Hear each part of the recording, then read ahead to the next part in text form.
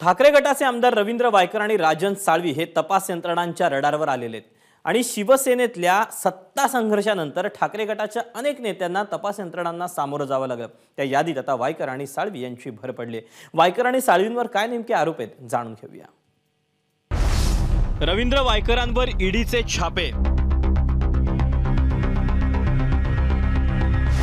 Rajan साळवींची ACB चौकशी,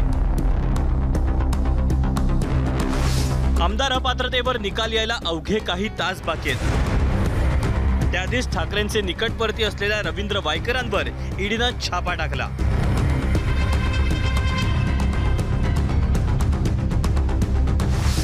सकाळी 7च्या सुमारास आमदार रवींद्र वायकर यांचं निवासस्थान असलेल्या कल्पतरू इमारतीत ईडीचे अधिकारी पोहोचले।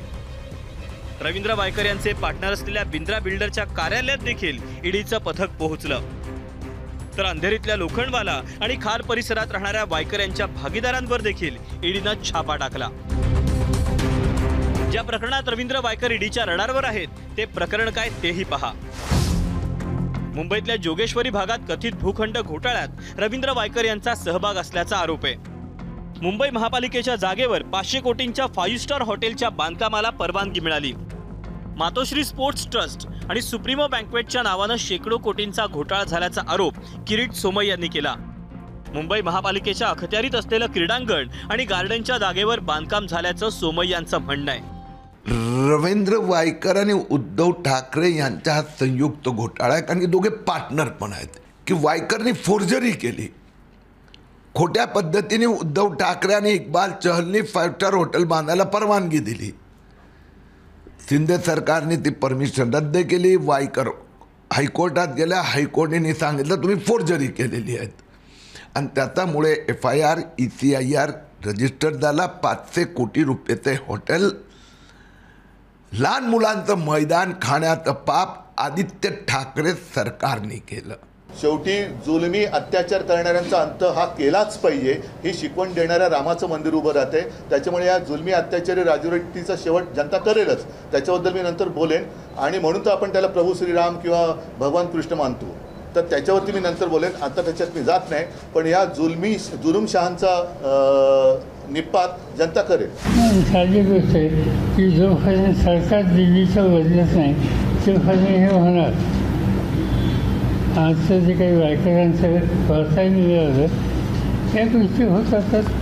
सत्ताधारी पक्षाने विशेषतः आज ज्यांच्या हातामध्ये सत्ता आहे ते या बाबतीत त्यांचं लक्ष अधिक असतं। ही राजकीय आमच्या ईडी आमचा महाराष्ट्र सरकारच्या हातात आहे का? आणि ईडी जे आहे, आणि जर समजा ज्यांच्याकडे काही चूक नसेल, कर नाही, त्याला डर कशाला असली पाहिजे? त्यामुळे कुठल्याही प्रकारची सूड भावनेने राजकीय आकस ठेवून कुठलंही काम आमचं सरकार करणार नाही।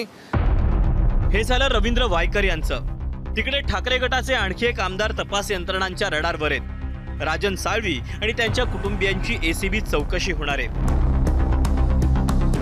वंदनीय शिवसेना प्रमुखांच्या आशीर्वादाने मी घडलेला आहे आणि मग चौकशीमध्ये काही निघणार नाही।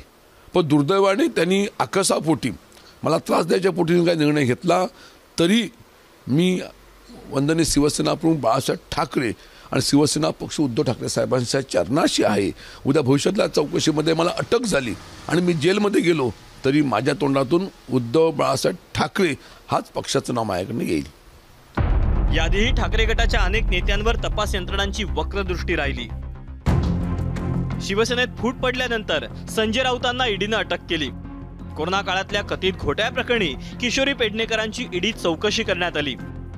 आदित्य ठाकरेंचे निकटवर्तीय सूरज चव्हाण देखील ईडीच्या रडारवर आले।